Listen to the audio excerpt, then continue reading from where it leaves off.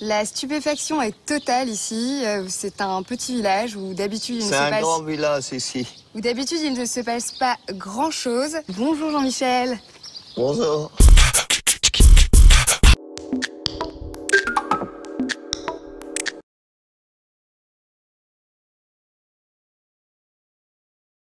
Bonsoir à toutes et tous. Merci beaucoup d'être venus présents, d'être venus nombreux. Je suis fatigué. Donc on est aujourd'hui dans le cadre d'un COP Apéro. Les COP Apéro, c'est des événements qu'on essaie de faire tous les mois avec le PTCE, Pôle Territorial de Coopération Économique, qui s'appelle la FABCOP. Vous pouvez retenir juste la FABCOP pour Fabrique à coopérer. C'est quoi la FABCOP? Donc c'est un pôle de coopération, c'est un écosystème, un réseau de 40-50 acteurs, dont beaucoup sont ici ce soir, qui se sont regroupés pour accélérer les transitions. Ça passe par quoi? Ça passe par des principes fondamentaux pour nous, c'est de dire si on veut changer, faire la transition, se transformer. J'ai même des amis qui parlent de métamorphose dans les territoires. Ça va nécessiter d'avoir une approche globale, une approche qu'on dit systémique, alors c'est plein de vies d'amour, une approche transversale, une approche globale. Et du coup, ça nécessite, nous, c'est de notre cœur d'activité, d'essayer de casser les silos. Souvent, il y a une coopérative d'activité d'emploi, un élu, un collectif d'acteurs sur un bâtiment, un acteur culturel. Chacun est souvent dans son couloir, dans ses activités. Et nous, modestement, le PTCE, la FABCOP, on essaie de créer des espaces où des acteurs très différents vont se retrouver, apprendre à se connaître, savoir qui fait quoi, parce que c'est pas toujours lisible à l'échelle d'un territoire, et puis créer de la confiance, parce qu'on sait que nous c'est le terreau pour après construire des projets collectifs ensemble. Donc globalement, si on veut changer, faire la transition, on sait aujourd'hui qu'il va falloir... Ici, c'est un bon exemple, hein. Il va falloir changer notre façon de manger, de consommer, de se déplacer, de réfléchir même l'économie, de réfléchir même la façon de faire de la politique, en impliquant un peu plus les citoyens, les acteurs. Mais tout ça, ça va nécessiter que tout le monde se parle. Et modestement, c'est ce qu'on crée. Donc nous, on a un écosystème avec des adhérents, des alliés, des partenaires. Donc on est aussi une fabrique des transitions ce qui compte pour nous, c'est que notre réseau, il rassemble ce qu'on appelle les 4 fantastiques. Les élus parce qu'ils ont une responsabilité dans les territoires, les agents de collectivité qui ont un rôle très important dans la mise en œuvre des politiques publiques, les agents de l'État, on les oublie souvent, mais voilà, dans notre écosystème, le sous-préfet vient, le responsable de la direction départementale des territoires, de la DDT, donc voilà, d'avoir ce 3e fantastique. Et le 4e, c'est la grande diversité des acteurs socio-économiques. Donc il y en a beaucoup ici, des acteurs culturels, des industriels. On a, nous, un club d'industriels, on a Veolia, on a le Melchior Théâtre, on a la recyclerie des structures d'insertion, on a une maison familiale et rurale, on a la pépinière d'Esmerty. Vous voyez, donc toute cette diversité d'acteurs qui se retrouvent avec nous dans le pôle pour dire si on veut changer, il faut qu'on change tous ensemble. Voilà, globalement, notre mission de PTCE, le lien qui est des fois un peu flou pour les gens, c'est quoi la FABCOP, le PTCE et COPAction. COPAction, dont je suis le directeur, et Christelle qui est là, qui est coordinatrice de projet. On est juste la structure associative qui porte administrativement, anime et fait la promotion de cet écosystème. Mais le PTCE, c'est la quarantaine à cinquantaine d'acteurs qui s'y impliquent. Et pour arrêter et pas être trop long, on a créé ce qu'on appelle le comité de coopération qui va se rassembler le 12 avril prochain. On en fait 2 à 3 dans l'année, qui est le moment phare sur une journée où l'écosystème il se rassemble. Et où on a des élus, des agents de collectivité, des agents de l'État et des acteurs économiques qui se retrouvent dans un même espace. Nous, on est là pour animer et faire en sorte qu'ils apprennent à se connaître, qu'ils se fassent confiance et que derrière, ça accélère les projets qui se construisent sur le territoire. Et une de nos fonctions de PTCE et de l'association qu'il porte, c'est d'initier des choses. On a initié une démarche, alors c'est une grosse actualité pour Cristal, une démarche d'écologie industrielle. Vous allez en entendre parler là, dans les semaines à venir, c'est la brocante aux matériaux qui va se passer à l'échelle du département. Donc on porte des projets aussi, on les initie, on n'a pas vocation à les porter ad vitam aeternam. Nous, ce qui nous intéresse, c'est comment demain on va aller creuser d'autres sujets. En fait, on réunit plein de gens dans un comité, on parle de sujets, on dit ah mais toi tu fais ça comme projet, ça pourrait être intéressant de le faire avec d'autres acteurs. Du coup, nous on met notre ingénierie, notre huile pour essayer d'accélérer et après que quelqu'un porte le projet. Et un autre exemple, c'est le projet du Bahut. Donc il y a plusieurs administrateurs ici. Il y a une association qui a été créée pour construire avec la ville de Bergerac le tiers-lieu dans l'ancien lycée de l'Alba. Nous, on a mis de l'énergie à un moment, on a amené le Bergerac à Paula à Bordeaux, on a fait venir des architectes, et maintenant, on reste un acteur comme un autre d'une asso qui a été créée pour construire ce projet de tiers-lieu. Voilà, c'est toujours initié et après transféré ou trouver un porteur de projet. Parmi tous nos espaces de coopération, il y a un moment régulier qui est le COP Apéro, qui me permet moi d'expliquer, parce que c'est pas toujours simple pour tout le monde de comprendre c'est quoi un pôle de coopération, pourquoi ils se réunissent, pourquoi il y a tous ces gens différents.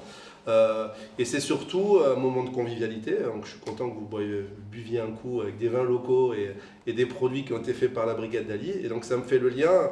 Le COP Apéro, c'est un moment pour présenter le pôle, le promouvoir et pour valoriser des activités, des initiatives de transition sur le territoire. Il y en a beaucoup, ça foisonne.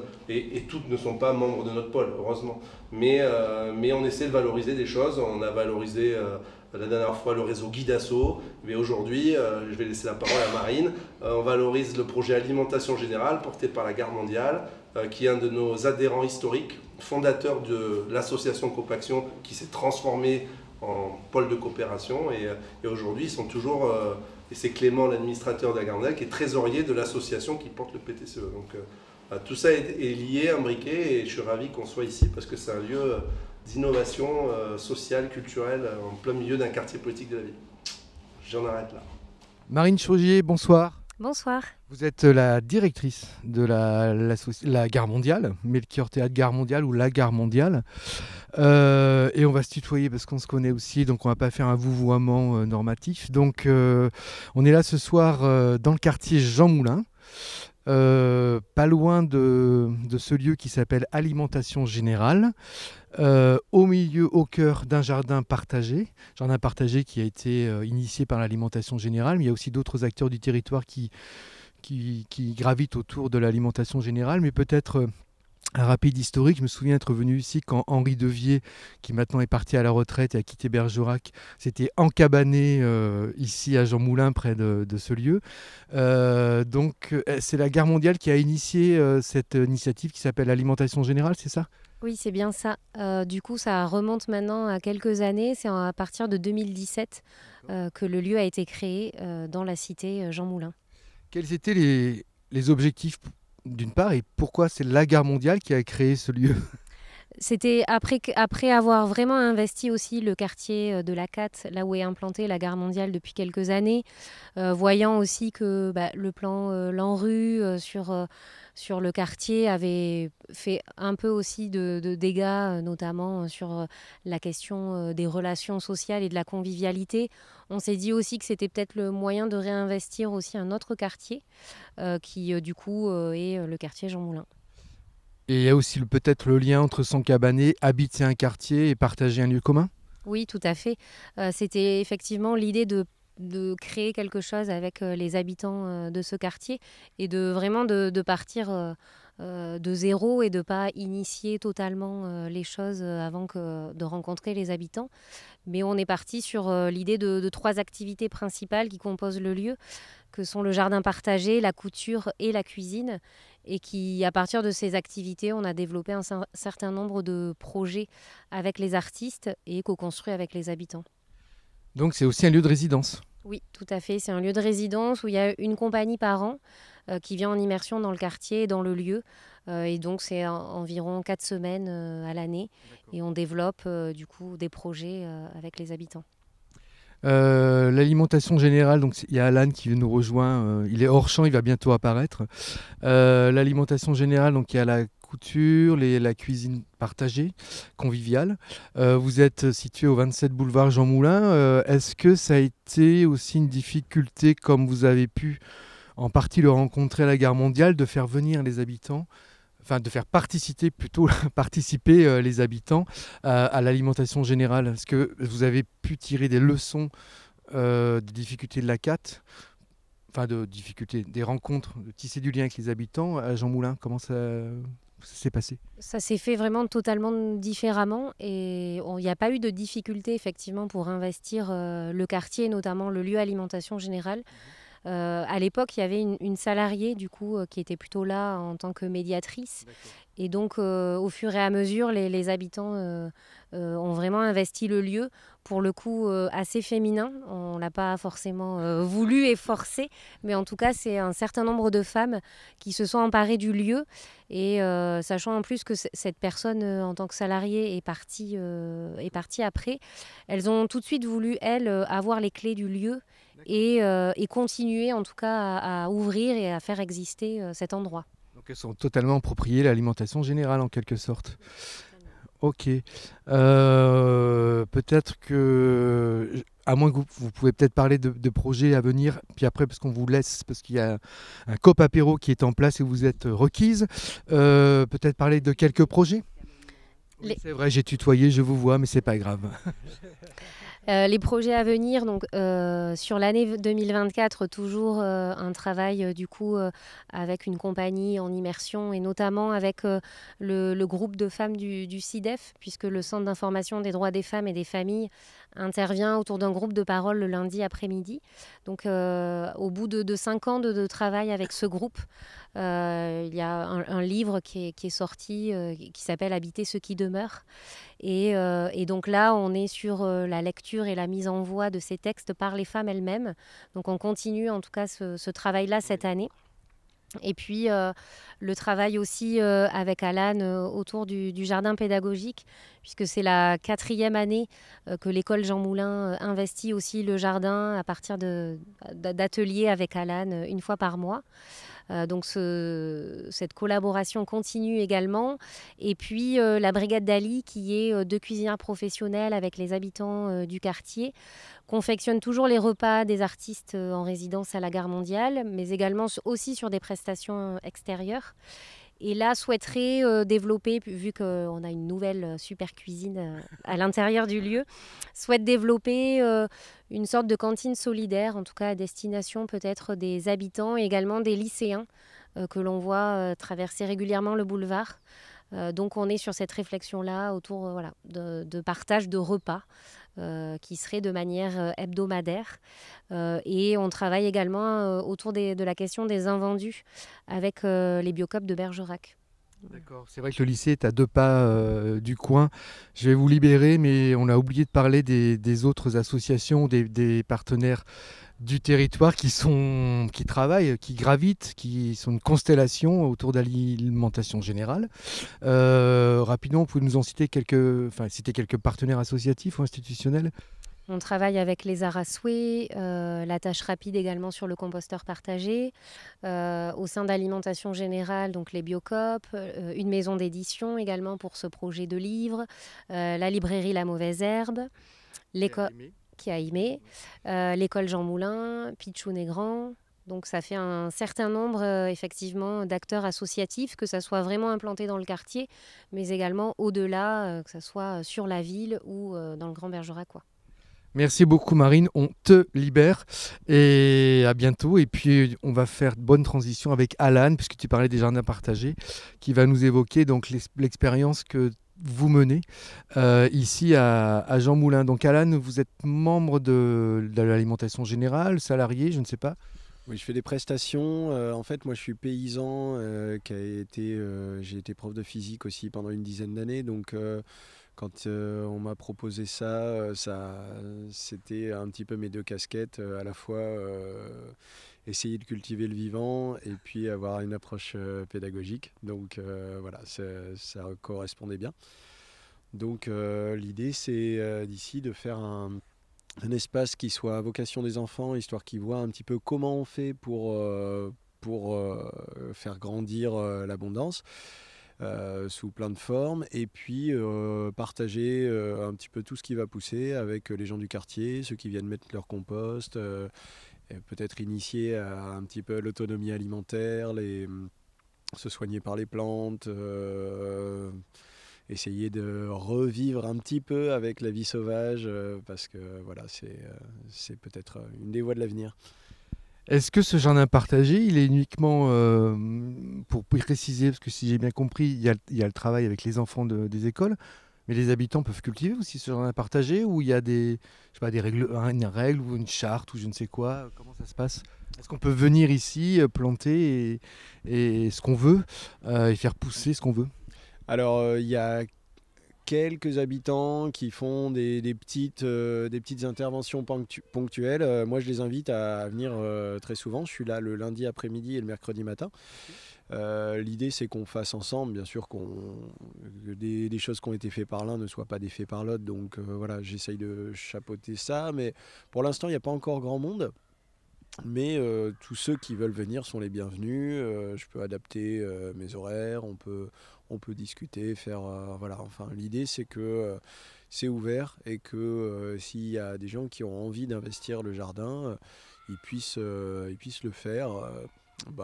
Avec dans le respect d'un petit peu le reste des habitants, bien entendu. Mais voilà, il y a tout ce qu'il faut. Est-ce que il y a eu un lien ou peut-être pas, ou peut-être que vous les avez rencontrés, maintenant je crois que c'est terminé, mais les jardins partagés de la Brunetière, je ne sais pas si vous connaissiez. Est-ce que c'est deux approches différentes? Est-ce que vous êtes rencontrés ou... Oui, on s'est rencontrés et c'était chouette. On a créé du lien. Après, on ne peut pas être sur plusieurs jardins à la fois, hein, donc chacun cultive le sien. Et puis des fois, on s'échange des bons plans, des plantes, des arbres. Des techniques, voilà. Je pense qu'on travaille dans le même sens, mais en parallèle, quoi. Donc ça fait qu'on se croise pas forcément souvent, mais on s'aime bien quand même. Ok, très bien. Donc c'est le lundi après-midi, vous m'avez dit mercredi matin.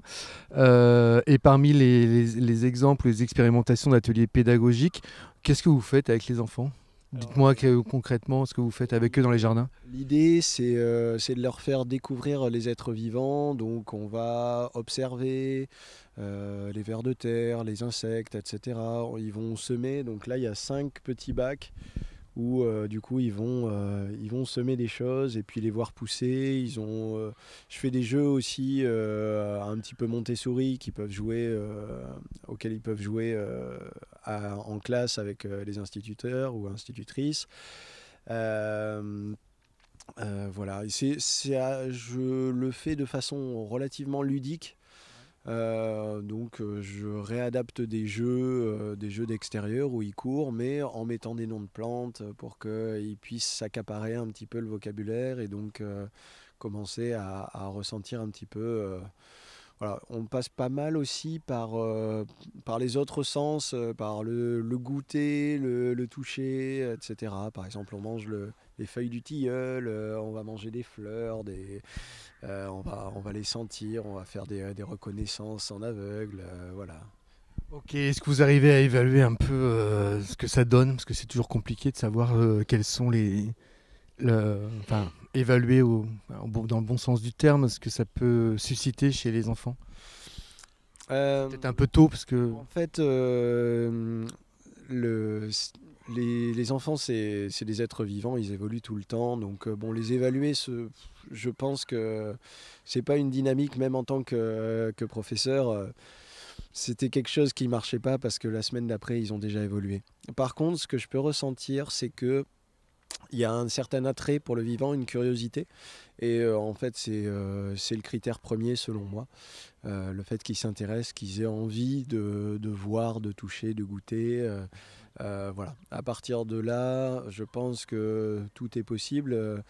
J'aime bien l'expression de Montaigne, apprendre, c'est pas remplir un vase, c'est allumer un feu. Et donc voilà, c'est dans cette optique que je me place. Ok. Bah, merci beaucoup et bonne continuation. Là, c'est un peu l'hiver, donc le jardin est un peu en forme hivernale, mais il y a quand même des choses qui émergent. Enfin, c'est l'hiver qui se dirige vers le printemps, on le voit. Peut-être une dernière chose, s'il y a des gens qui sont intéressés par tout ce qui est maraîchage sol vivant, agroforesterie, agriculture syntropique, c'est des techniques que je mets en place ici. Agriculture syntropique, ça n'a rien à voir avec Saint-Tropez. Non, rien à voir. L'idée, c'est d'aller du plus simple vers le plus complexe pour essayer d'optimiser la fertilité sans avoir à rajouter des matériaux. Donc par exemple, là, j'ai planté sur cette petite parcelle au moins une quarantaine de frênes, donc des arbres et autant de sol. Et l'idée, c'est de les tailler en trogne, de tailler beaucoup pour générer directement de la fertilité sur le lieu, qu'il n'y ait pas besoin d'en ramener régulièrement. Donc c'est des essais, pour le moment, c'est quelque chose de tout jeune en France, mais voilà, j'aime bien les expérimentations, et donc voilà, s'il y a des... Donc si ça nous intéresse, on veut voir ce que c'est, et même vous accompagner, c'est toujours les mêmes jours, lundi et mercredi. Voilà, c'est ça. Ok. Et, le jeudi, sur ma ferme à la piraterie des Galinoux, parce que je suis paysan là-bas et j'ai un jardin partagé. Il y a une place encore un peu plus grande que je laisse, qui est à la sortie de Bergerac, direction Creil, route de Saint-Albert en vrai. Voilà. La piraterie des Galinoux, il y a un site web, donc on trouve facilement. Bah, merci beaucoup, bonne continuation à vous dans cet espace semi-urbain, semi-végétal. bonne continuation, au revoir. Au revoir. Charlotte, bonsoir. Bonsoir. Vous êtes une brigadière? Oui, c'est ça. Je sais pas si on dit ça comme ça, mais Donc je suis cuisinière. vous faites partie de la brigade d'Ali. Donc vous êtes combien, la brigade d'Ali? On est 2 cuisinières. Il y a Mauve et moi. Et on a beaucoup de bénévoles qui viennent nous aider aussi à cuisiner. Des bénévoles qui habitent le quartier ou des... Qui habitent le quartier, oui. Marine, tout à l'heure, nous a expliqué en quoi ça consistait, la brigade d'Ali. Donc, j'ai compris qu'au départ, vous vous occupiez de prévoir ou de préparer, en tout cas, à manger lors des résidences ou lors d'événements précis. Et vous avez peut-être envie d'élargir un petit peu votre champ d'action, c'est ça? En fait, oui, jusque-là, on fait à manger pour les résidences, donc les gens qui sont en création. Donc, c'est assez ponctuel. Et là, l'idée, c'est à partir de juin, ce serait l'ouverture d'un midi par semaine.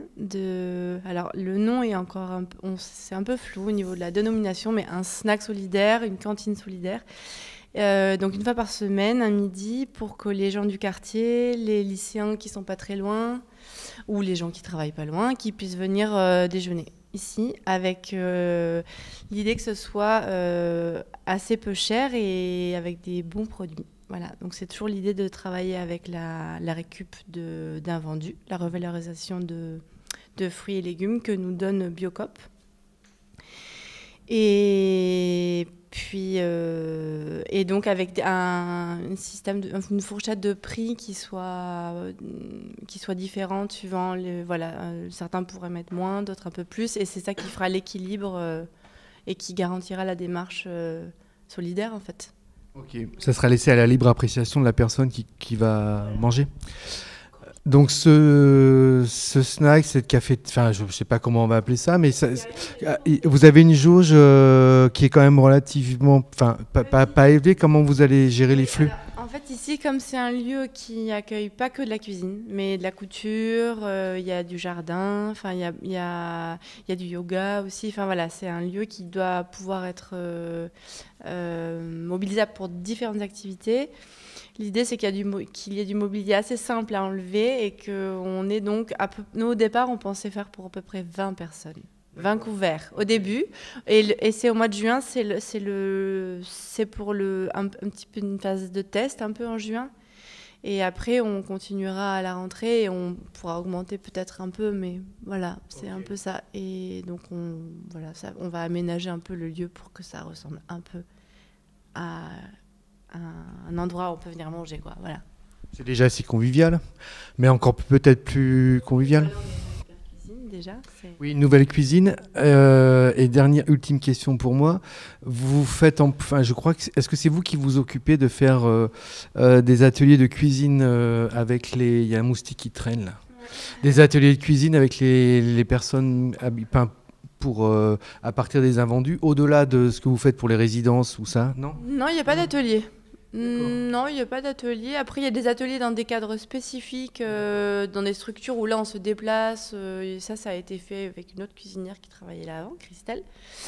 un petit peu mauve aussi. Et sinon, non, c'est l'idée vraiment. Là, pour l'instant, on a vraiment travaillé pour les résidences et c'est des gens du quartier qui veulent bien donner un peu de leur temps et en échange, on mange tous ensemble. Voilà, c'est l'idée de passer du temps ensemble et de. Ça ne fonctionne pas non plus en bénévole parce que c'est un peu, voilà, c'est ça aussi. C'est aussi l'idée d'arriver à se donner. C'est un échange, quoi, en fait. D'accord. Voilà. Une question, Christine, derrière la caméra? Non. Ok, merci beaucoup. Merci. La stupéfaction est totale ici. C'est un petit village où d'habitude il ne se C'est un passe... grand village ici. Où d'habitude il ne se passe pas grand-chose. Bonjour Jean-Michel. Bonjour.